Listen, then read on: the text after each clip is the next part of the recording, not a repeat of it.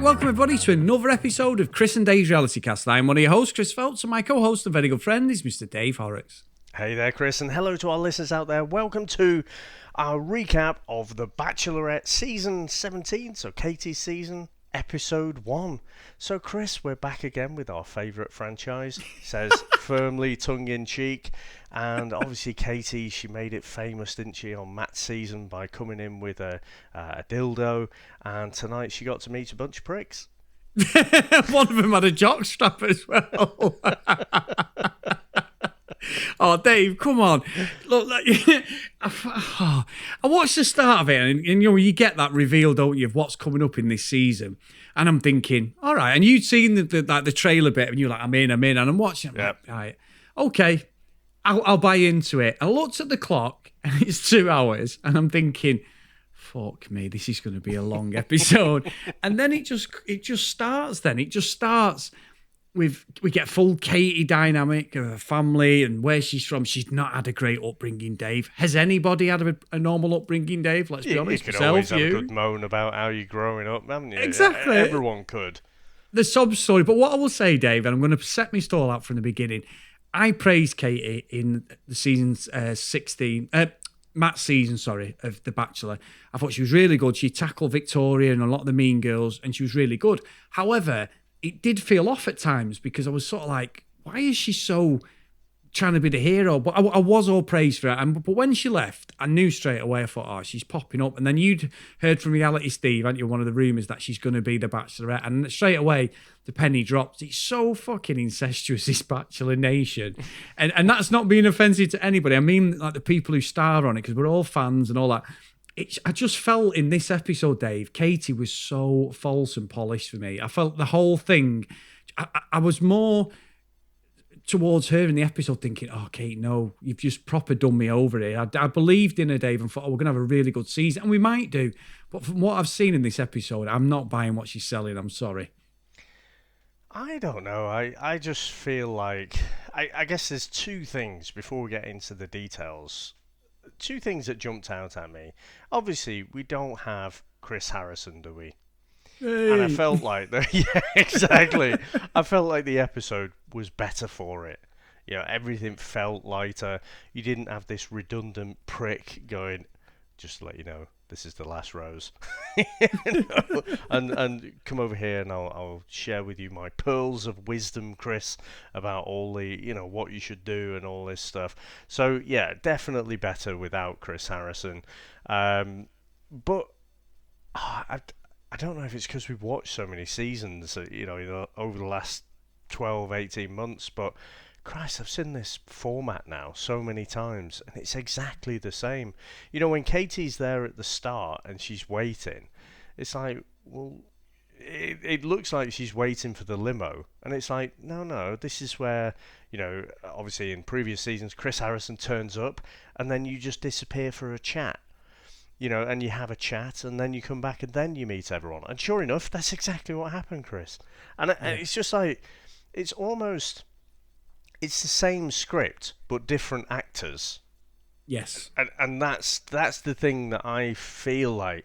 It made the actors, you know, Katie in this case, it made them come off worse. Because it's like, well, you're just doing things that I've seen this play before. So I think it was that. I think in this first episode, you know I don't like first episodes anyway. I'm like, oh, for fuck's sake, I don't remember anyone. Who the fuck's he?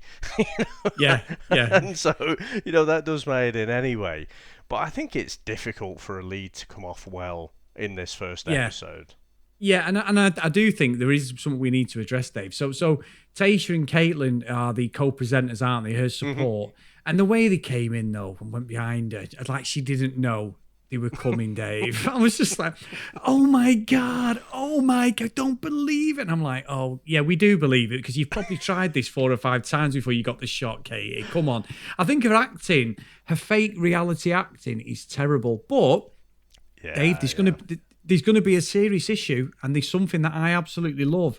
And me and you got, basically, we've ruined a lot of our good friends who listen to the podcast thing on Chris Harrison is, which one of Tasha and Caitlin's going to come over to Kate and go, this is the final rose, and then walk away, Dave. Because I tell you what, that is a big moment in the Bachelor Nation. The Chris Harrison. It didn't happen though, did it? No. We had a rose ceremony later, and we didn't get the immortal words.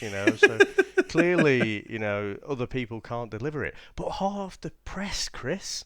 Did you see the article I sent you? You did. I did indeed. Yeah, so Harrison is parting ways, so he was thinking he was going to schmooze his way back into Bachelor in Paradise, and yeah, Chris, I've learned some lessons, I realise what I did was wrong, and all the generic bullshit without talking about specifics at all, but no, they're not having any, and I think, the fact that they're bringing in David Spade, I think we talked about that last week, I can't remember, he didn't like that. And so I think they're going to try and go in a kind of lighter, more fun direction, which I'd be all for. Because it is all a bit silly, isn't it? It's so up its own arse about this whole process and everything. I think it needs to poke fun at itself a little bit. And I think I'd enjoy it a lot more if it did. Yeah, I agree. And from there, like, obviously, I agree with that totally, because I think, look, we've only just joined the Bachelor Nation in the last couple of years, haven't we? So it is pretty bad of us to, sort of go all in. I can imagine after 20 years of doing this, Dave, me and you would probably do a 2-minute podcast and go, right, we're done. You know what I mean? Because it is monotonous. It's the same things. I'm sure the show's evolved slightly, but with having Chris Harrison there, that's always going to be that old school vibe. And sometimes things happen for a reason, and it may change and become brilliant, and this season could be amazing. Could just be me, because we're tired slightly of the format, where people probably listening and go, well, why are you listening to it, you pair of idiots? But I do think it doesn't feel organic, The Bachelor. That's the problem, I think. But I will say the start was very strange. So we got introduced to about 10 of the guys, and then we went into other guys coming and actually meeting. So we had like these VTs on different. It was Connor, Carl, Brendan. The one that stood out for me, which I thought was brilliant. So we had Justin, who's the artist, very clever guy, and there was only one who I really thought seemed quite genuine. It certainly wasn't Carl Smith, the motivational speaker, Dave. He has a great life, and then he got his 2 nephews and nieces who he's probably never played with in his life, and he's playing with and going, I think Kate is the one for me. The one thing that I've not got in my life, and I've got a great life, is a partner and a wife and all this. And you could see they were kicking hell out of him, his nephew and niece. Off camera, he's like, get the hell away from me. But it all worked for that story. But I tell you, I was shocked by Dave, that Mike, the baseball player, 31. He's a virgin, and he started getting a bit upset. I found that really, he must be very religious and that as well, which is nothing wrong with that. But I found that's going to be a struggle for him, I think. I think so. It's got to be a religion thing. It did have me pondering, Chris. I mean, he must sort himself out quite a bit as well, mustn't he? I did think, because he's a baseball player, he's got to have a strong arm, hasn't he? Do you think he's a pitcher, Dave? Which one came first? Was it like the fact that he's got this monster right arm, and it's like, oh, that's quite handy for pitching as well? I did think it. I didn't know whether you'd bring that up. I was going to say, he's got a fucking right arm like an arm wrestler, hasn't he? He's got a twig left arm, but a fucking massive right arm. I mean, fair play to him for coming out, like that. It's certainly not an easy thing for him to do. I think the shots of him becoming quite emotional, I think they were from later in the season. Again, sorry, yeah, I think you're right. This is why you can't sort of trust the bloody producers of this show. They cut things in to make a story, but you're not sure of the chronology of it all. But yeah, fair play to him for coming out. I mean, your mind just wanders, doesn't it, to 40-year-old virgin? Yes, with Steve Carell. So yeah, it's... You know what I found, Chris? We'll rattle through some of the guys, but I did feel like, Katie, she obviously turned up to Matt's season with the vibrator. Yeah. And it almost seems like that's her persona now. That's her whole persona, and you can see with the guys talking about her being so sex positive and everything. It just seems like people have got a pigeonhole now as this one-dimensional character in this Bachelor story. Yeah. Yeah, I don't look. Well, she'll definitely evolve as a person, Dave, whether it's fake or not as this series goes on. But I do think, and I agree with what you say about the guys. A lot of them, there was a lot of innuendo there, Dave, wasn't there? That's what I mean. All the There's a sort lot. of sexual innuendos. It's a bit more than what I've seen in previous seasons, and I think again it's playing on Katie with the vibrator thing. Yeah, and I think, Dave, out of all the guys who I saw initially, I thought Trey was the one who seemed to stand out, but he then did that fake reading of the letter his mum had sent him. And he was like, you could see he was really awkward afterwards, laughing and looking at the letter like he was holding it dear. I'm sure he loves his mum and his dad, but he was... But when he actually saw Katie, I did think he out of everyone I'd seen at that point, he seemed the most genuine. Yeah, I mean, it's like I say, I'm not going to draw too many conclusions. I think we tore strips off pretty much everyone last week, didn't we? So, Yeah. they need to get their way in to our good books, I'd say. One thing I did notice, Chris, there was a few of the blokes who had like the old half-mast trousers. Oh, Dave, I was going to say Michael, David, the one from New York. What were them fucking pants? So here's the thing, right? First time I saw this kind of thing was probably on Love Island. Now, was that 2018 when we did the first one? I think it was, wasn't it? I think it was, yeah. Or was it 2019? It was No, Series 2019. 5. Yeah, 2019 it was. Tommy Fury's season. That's right. So, but when you see people like Tommy Fury, he's built like a brick shithouse. Yeah. Michael, ex-fireman, also built like a brick shithouse. So when they've got these massive muscly legs and you've got these tight half-mast trousers, it's got a good look to it. But when you got little stalks and the half-mast trousers are quite loose, I just think it looks fucking weird. And I don't care, Chris, if anyone tells me, oh, that's just because you're old-fashioned and whatever. It looks fucking awful, doesn't it? Yeah, for me it does, because he had like brown shoes on as well, which are slip-ons, and I actually thought he had Aladdin, them curly pointy shoes that Aladdin has on. I actually thought he had that. No, honestly, I'm not just saying that. Yeah, Rumpelstiltskin. I'm not saying that in a nasty way, but because it was dark and the mood lights were on as he was talking to Katie, I had to literally lean right into my TV, and I've got a fucking 50s TV, and I'm leaning right into it, going, what sort of shoes has he got on there? Because it looked like he had like pantomime shoes on, but I must say, right? So sorry, before we move off Michael, because I think when he gets out his watch, again, I'm thinking the old Christopher Walken in Pulp Fiction. Yeah. He literally said, you see this watch? I've been in that limo with this hunk of junk stuck on my ass. Just being stupid, Chris. No. He literally said, you see this watch, and I just thought Christopher Walken that. But anyway, sorry, Chris, I cut you off there. No. There's something we've got to address right now. Anybody who listens to us across our other podcasts, and I know Lucky Lulu Green and Kent Gustafson do, and Lauren do, they listen to us across it. One of the things me and you always have a bit, and it's probably me more than you, I have a massive problem with, is the way that the English are portrayed in movies. It fucks me off, that stupid fucking royal family accent you get in the movie, oh, hello, and all that crap. Nobody speaks like that in the UK other than middle-class wankers who go to private schools and that. We don't speak... I mean, you speak posher than me, Dave, but you're not posh. We're just normal people, aren't we? No.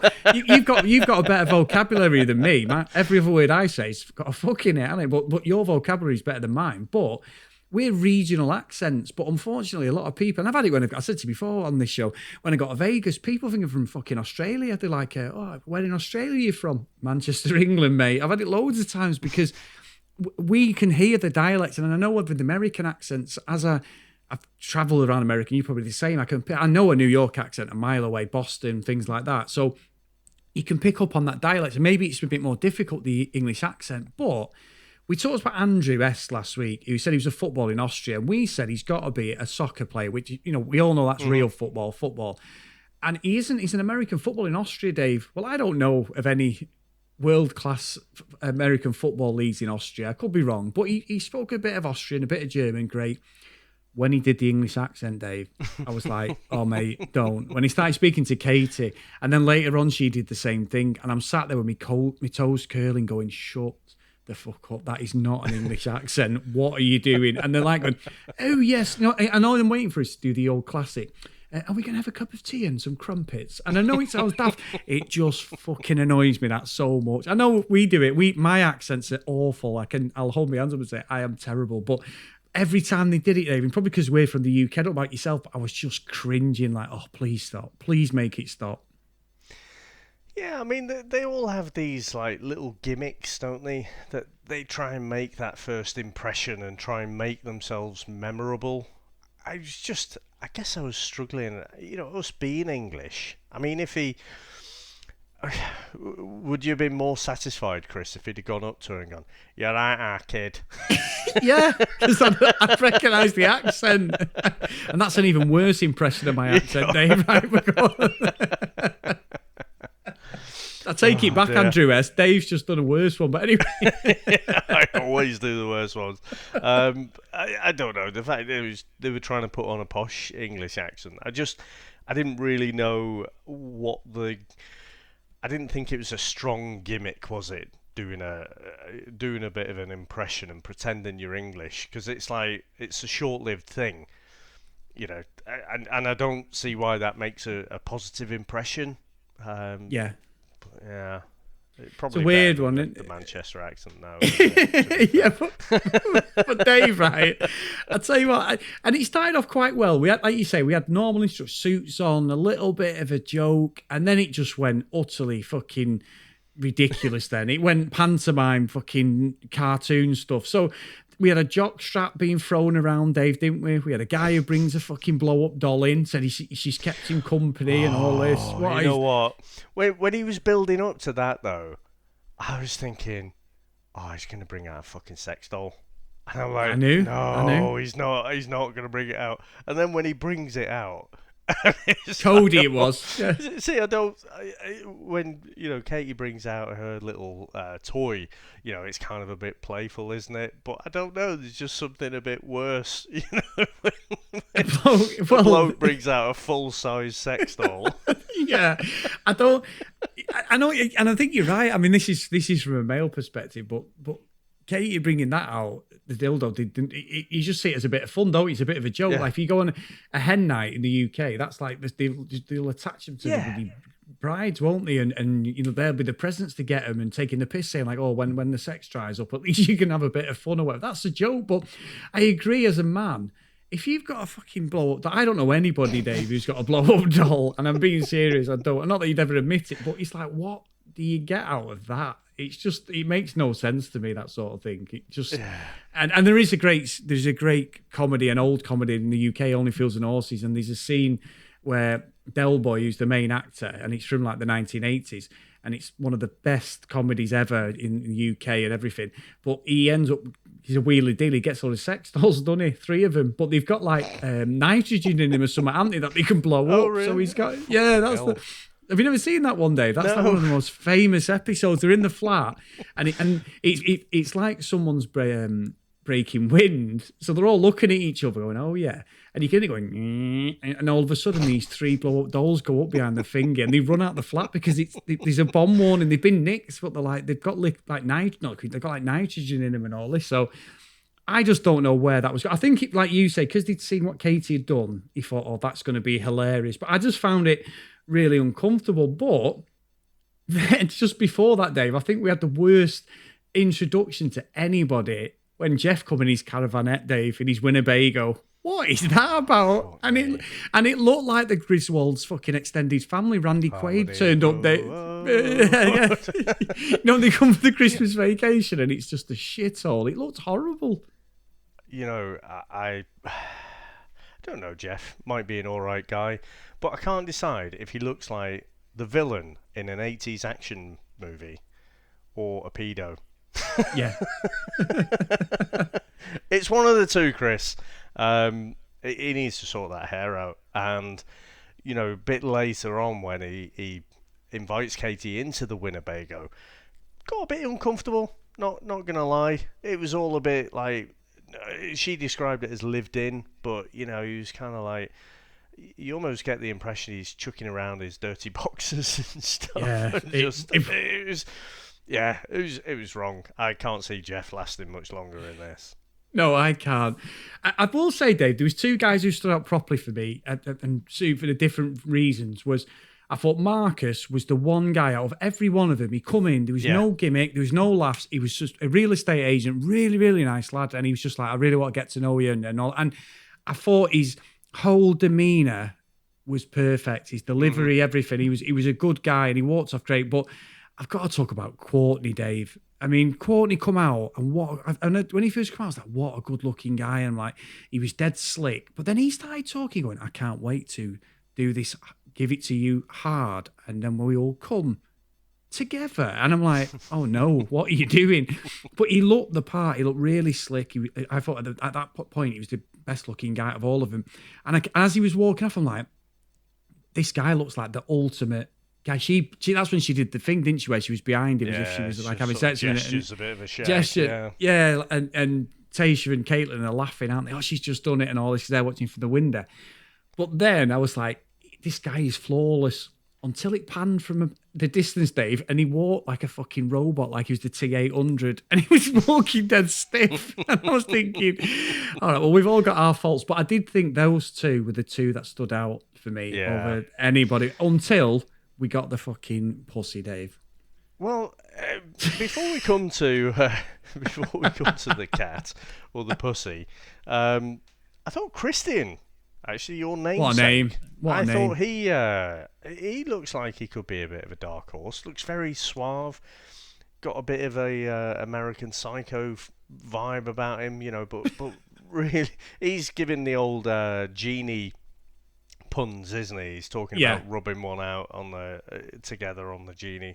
But I thought, he looked like he's got an air of confidence without being too silly, and I think he could go far, Well, Dave, he's got a great name, so let's be honest. And it's not Christopher Lauren, if you're listening. It's Christian. But no, I agree, Dave. I agree. But I do think I thought the Connor B thing was a setup. I feel as if he's an actor, and Katie knows it, because he's dressed as a fucking cat. And it's like, oh, you love it. And she was all in, but the way she reacted to him was just, it seemed dead fake to me. I didn't buy that at all. And he was the first one. Was he the first one to get a kiss out of her, Dave? I think. No, I think, wasn't it Greg? Oh, it was Greg. Was really nervous, but yeah. The thing is, these people, Chris, they're kind of minor Instagram celebrities, aren't they? So she's always posting the videos, and she obviously loves cats and stuff like that. So he's just completely playing on that. Again, it's one of the things that I doesn't feel right to me. I will get on to Love Island, I'm sure, at the end of the show, but at least there you get the impression they don't know each other before, whereas it feels like there's more game playing going on. When they can kind of research each other and just pander up to them. Fucking Greg earlier, he gave Katie the ultimate compliment, didn't he, Chris? She's such a romantic. He said, she looks just like the sort of girl I'd go up to in a bar. That was like, you fucking old romantic, you. I just thought that was pretty terrible, but chivalry is not dead. But yeah, I do think I agree with you on Marcus, though. I didn't comment on that. Again, I thought he stood out. Nice dashing kind of scarlet suit, didn't he? And I think, I don't know, Connor B, is it set up? Well, of course it is. All the fucking things turning up in a truck full of balls. That's all the setup. The whole thing's a setup. Do you think Tasha and Caitlin actually had popcorn there? I know. Yeah. It's just, they know what's... Dave, we said it, didn't we, with Claire, where there was that thing. Oh, was it Tasha when Tasha's dad turned up when she and he knocked on the door, but the cameras were inside, weren't they? And I said to you, I went, well, where's the cameras when they opened the door? But yet they film from the next bit. So they've obviously gone, right, cool, let's go. And look, it's a What reality about Matt James's season? And you've got did he take Melissa or was it someone else on the balloon ride? And then you've got the girls all there with their binoculars. Yeah, You know, yeah. it's like, oh, for fuck's sake. You know, when it's that, there's a line of where I can go up to, you know, and I'm like, I'm okay that this is a bit set up. But when they start chucking shit props in like that, it's just like, oh, fucking hell. It does irritate me and rub me up the wrong way. No, and I'm the same. And also, we haven't talked about it, but we get the guy in the box, don't we? Is it James, Dave, who's in the box? Yeah. And What's and in we the don't, box? Yeah, we don't know what, you know. He's like, because what was funny was Katie's like, what am I supposed to do? He's like, you know, I'm here, and he's talking to her. But they wheel him off, and then that's obviously the joke for it. But you know, I kept thinking, Dave, as on a normal human being level, thinking, I bet that box fucking stinks. You know what I mean? He sat there, fucking sweating his bollocks off. Probably, yeah, exactly. Yeah, he can't go to the toilet or anything. I was thinking, oh, that's minging. But we had that reveal, and was it Marcus who started getting really arsey about it, saying like, oh, he's going to get the. Marcus. Not Marcus. Who was it? Chill. Dave? It's the fucking not motivational Marcus. speaker, isn't it? Oh, it's Carl Smith. Carl. Yeah. It was Carl, and he was being a bit of a dick when he's like, "Oh, well, that guy's going to come in and get the rose straight away." And when they did finally reveal James, he looked like some fucking gangster from the 30s or something, didn't he? He looked proper slick. Good-looking guy, got everything about him. I thought. I think you're sort of thinking, this is going to be an average, or maybe a quirky guy. You know, I'm thinking like Lee Evans or something like that. You know, the old comedian with big old ears and stuff. No, he just happens to be absolutely fucking tall, handsome beefcake. Yeah. So, you know, fair play to him. And I think because it's so hot in the UK at the minute as well, Chris, sat here watching it, absolutely baking. I was thinking the same thing. I was thinking, if I was in there and it's as hot as it is right now, you would be absolutely sweating. And I've got to say, hats off for his commitment to the box gag. Because he seemed to be in there for ages, and people didn't like to. People weren't digging into him quite as much as they were with Connor B. When Connor B turned up in his cat costume, it looked like people wanted to fucking hit him. They were really like, "What the fuck are you doing? Why would you do that?" It's like people were always like really offended by it. Yeah, it's weird, isn't it? Because he has the same right to be in there as everyone else, but obviously. Yeah. I was thinking the same. I must admit, I agreed with Carl, thinking, I bet he's going to get the rose. However, so the first impression rose, I was shocked, Dave, because eventually she gives it to Greg, doesn't she? Now, I know she kissed him first, but we didn't see a lot. And like I say, he was nervous and she picked up. I thought Connor B was going to get it because he'd already had a snog with her when she was dressed as a cat, and she put all the fucking whiskers on herself and all this. And I'm like, oh no. But anyway, we go past all that. One thing I've got a bit of an issue with, Dave, and it's really apparent with the final rose ceremony was, you know, like we laugh about. I always said the pistol with me and you about the Chris Harrison thing we talked about earlier. But when you're going down to like the last 10, and they pick someone out, and they went to Hunter, and he's like, oh, she's coming down, and I don't know if she's going to pick me, and I'm going to be gutted because, you know, I can just see a future with Katie, and I'm thinking, you're going to get a rose in the last 5, mate. And then he went from him, and then he went to someone else, and he did the same thing, and he got a rose. Christian was under pressure for a bit. He was under pressure, and it was the same thing, and I'm like, they're all both going to get roses, aren't they? Let's be honest. We get these little sob stories. It puts you on a knife edge, like, oh my God, these two are going to be voted off. But then we got like 3 guys who got voted off. One of them who looked like William Baldwin out of Backdraft, you know, the tall one, Billy Baldwin. He'd not even spoke. We did nothing of this guy, and he went. He was like, see ya. He's probably part of the crew, Dave, and he just wasn't even in the show. And he was a good-looking lad as well. I found that was a bit weird, to be honest, because we had no insight. He never even met Katie. It must have been terrible when they did the introductions, because we'd had no VT on him or anything.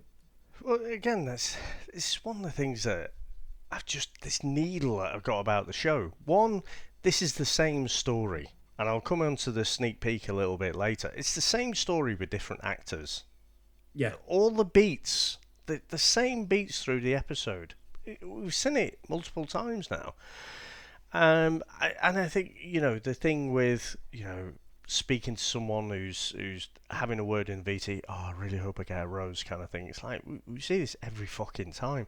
Now, fans of the show might love that. It's like, oh, it's this bit where, you know, he thinks he's not going to get a rose, but we know he is going to get a rose. Oh, it's brilliant, this bit. But I'm just like, oh, fuck's sake, you give me something original. Yeah, so I was struggling. And even Chris, in fact, let me find it, because I've got a thing in my notes here.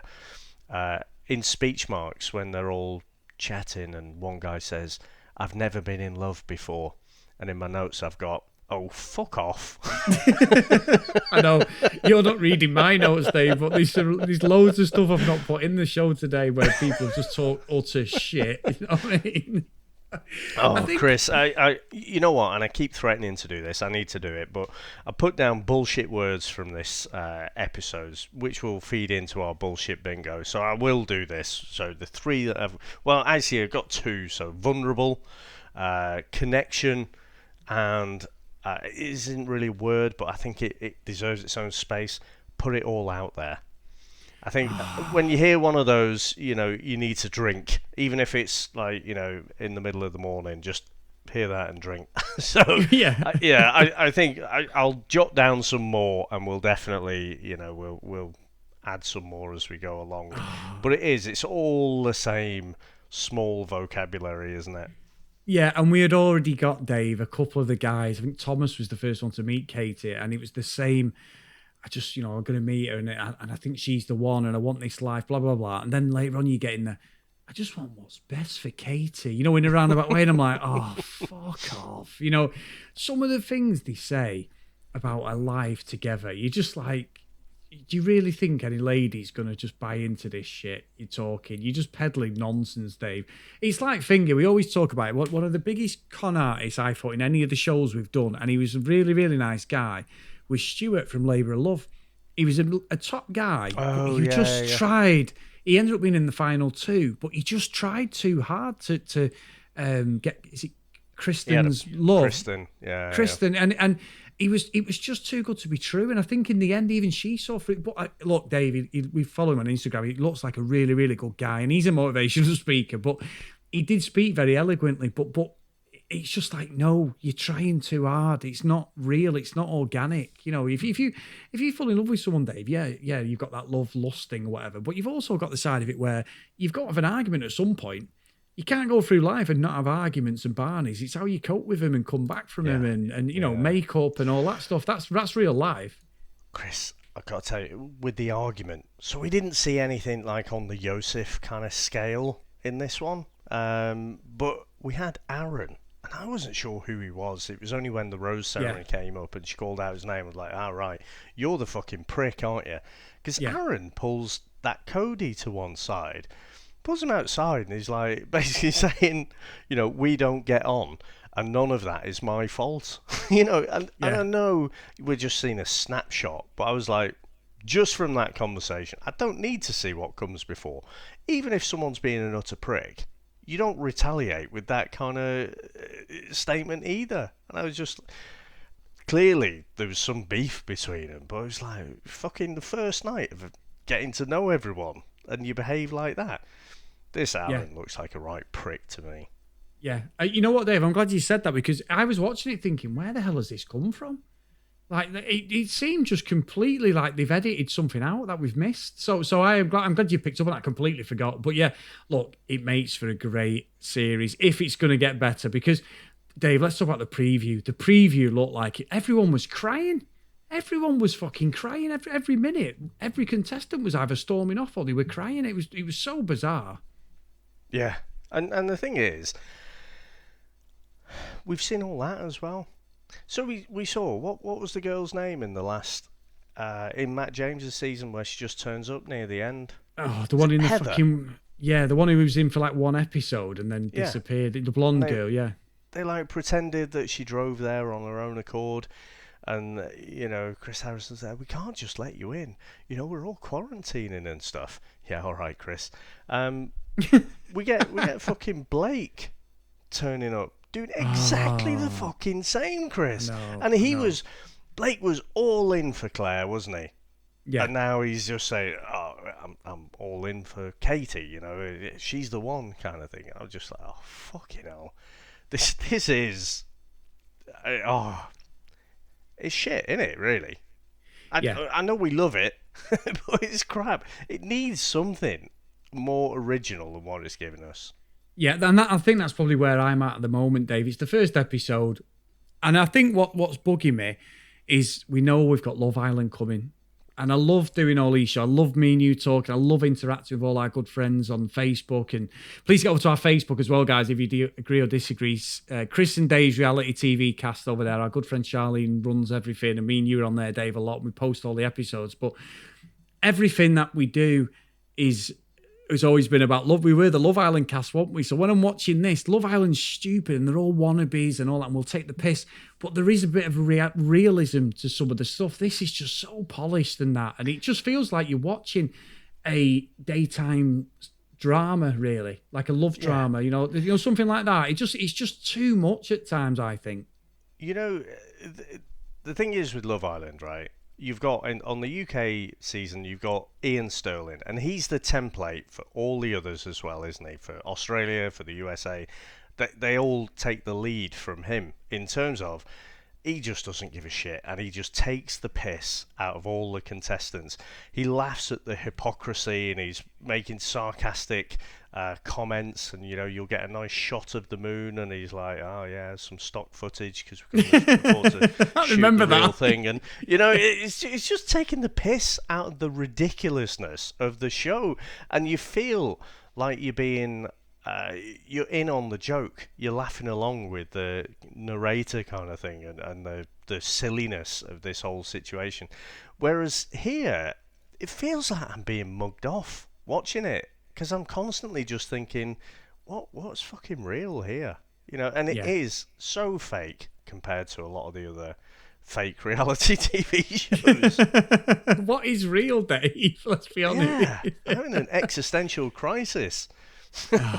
We'll see as we go into episode 2, and I'm sorry guys if you feel we're being a bit negative, but me and Dave, we just throw it all out there what we're feeling, and it just felt like this was, at the moment, it feels a step too far, and Katie's just far too polished for me, too much. So we'll see. But I'm liking Tasha and Caitlin, Dave, having a different dynamic to what we've seen so far in the other series. So that's what I'm quite interested in, how that will play out and how they will support her and hopefully pull up the guys, because Chris Harrison never really pulled anyone up.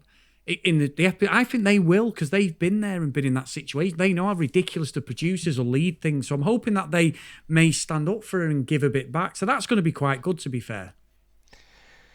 Yeah, look, there's definite upgrade from Chris Harrison, and I'm glad he's gone. But fucking Tasha, Chris, we just watched her couple up with Zach in The Bachelorette, and she still can't let go of the franchise. You know what I mean? She's now back as a host. It's like, this incestuous little gang. It's just, does my head in. I'm with you. Now, Dave, we do have to tell everybody about our weight loss challenge, don't we? So it's the third episode in, and where are you at the moment, my friend? Right, so we started off at the beginning of this. I was at 193 pounds, and I'm currently, Chris, at 188.6, and I'm fucking having that 0.4 off 189. We're not rounding up then, no. We're rounding down, definitely. So that puts me at 4.4 pounds less. So I'm 31% of my overall target. So I'm quite happy, Chris. So, I mean, to get there, I haven't done anything particularly drastic. All I've done is just tried to drink a little bit less, which was not hard, to be honest. And also go out for more walks. So get up in the morning, take the dog for a walk. That's it. So nothing particularly, I'm not eating salads and Rivita breads or anything every day. So yeah, doing all right so far. Mate, yourself? Good stuff. Well, Dave, I'm blaming it on you, because initially I lost 2 pounds in the first week, and I've not lost anything since. So I'm still £2, which I think you told me before we recorded is about 13% of my target. So I've got to walk my game. When you came down to Manchester, we had a great night. Many drinks, and Elvino did flow, my friend. And obviously, Elvino did certainly flow. He certainly did, because there was some great football results on the evening that we didn't think had come true. So me and you had many a drink. So, I'm blaming it all on that, even though that was 10 days ago, Dave. So, and it was like one night in the 3 weeks that we've been doing the 3 weeks. So, anyway. But so next week, I will have better results because it'll give me another kick up the arse. I'm still training every day. I'm still yoga. I've not missed a day's yoga all year, Dave. So whether it's a 10-minute workout or a half-hour workout, on top of my own, I've not missed one single day. I've done over 160 days yoga straight. My target was a full 365, and I'm going to keep going and doing it. Even much so that on Friday night, me and Sam had a load of drink. We're watching Gogglebox and we're watching some music and that. And at 11 o'clock, I went, I've not done my yoga. And Sam goes, I'm got to bed. And then for 10 minutes down here, I'm doing like a yoga sort of stretching abs workout, Dave, while I was pissed. So that wasn't the best. You should have recorded that. That'd have been some comedy viewing there. There was a lot of wobbling and moaning going on, Dave. So I'm definitely getting my backside in gear, definitely. So I'm put out a little bit now because I injured my right arm. Oh yeah. Oh yeah. No, you're not a baseball player, are you, Dave? I was trying to do like a reverse snatch type of thing, but I just got the technique all wrong, and I think I pulled my sort of ligament, and so I've been sort of laying off the gym. But like I say, just doing a bit more walking because I can't do the gym at the minute. Oh shit! Sorry, Dave. Hey, I tell you what, my baseball's coming home nicely though. I noticed your arm was fucking massive, Dave. Excellent. Dear. No, if anybody wants to come along on the journey with us, you don't have to tell us your weight or anything. I totally get it, because I'm the worst person for stepping on the scales. It's like a big thing for me, being a big kid when I was younger and all that. So don't feel you have to. But if you just want to do it and just do your own thing, and we're pushing each other along, then get involved, guys. There's no thing. It's just something we're doing for a bit of fun and get us both fit for. Well, we're going to be fit by the end of the summer, Dave. So that's sort of defeats the object. But yeah, anyway, excellent. Well, it's just we're trying to push each other along a little bit, aren't we? So yeah, it's nothing. Like I say, for me, I'm just trying to eat like 200 calories less a day and work off another 200, so be 400 in deficit. Yeah. Good work. So if you want to get hold of us, guys, at CD Realitycast on social media. If you want to email us, cdrealitycast@gmail.com. And I'm sure we're going to have some emails, Dave, about what we agree or disagree on the show. Yeah, I would love to hear from people. Are we just being jaded with this? Or people loving like seeing the same story again, the exact same scenes almost? I would never do it, Chris, but if you overlaid like Claire's season, say, and the first episode of that season, it feels like it'd be almost exactly the same. Like they've gone through all the limo introductions and everything by about halfway through, and then we get the cocktail date and whatever and the rose ceremony.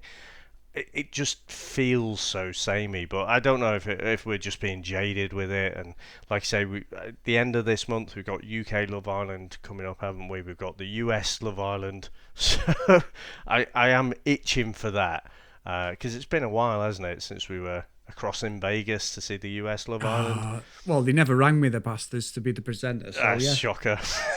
Fucking devastated about that, Dave.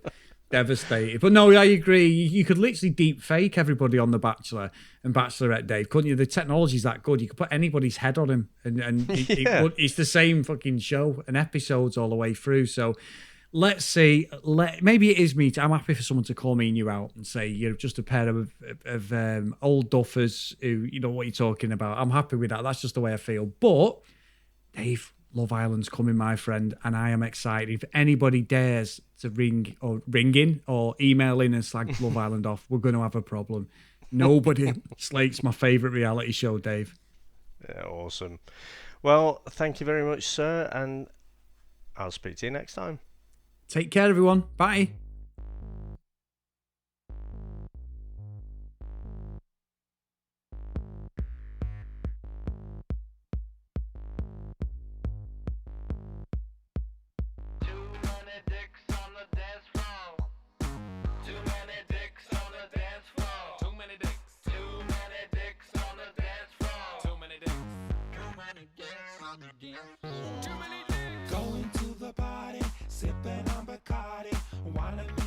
party, but there's Adam, Steve, and Marty. There's Billy, Todd, and Tommy. They're on the from the army. The only boobs I'll see tonight will be made of origami. Tell the fellas, make it understood. It ain't no good if there's too much wood. Make sure you know before you go. The dance floor rojo ratio 5 to 1 is a rodeo. Tell Steve and Mike it's time to go. Wait outside all night to find 20 dudes in a conga line. Too many dicks on the dance floor. Easy to fix. Too many dicks on the dance floor. Spread out the dicks. Too many dudes with too many dicks. Too close to my shit. Too hard to meet chicks. I need better odds, more broad, less rods. I came to do battle. Skedaddle with the counter prods. Too many men, too many boys, too many misters, not enough sisters. Too much time on too many hands. Not enough ladies, too many men. Not enough ladies, too many men. Not enough ladies, too many men. Too many men.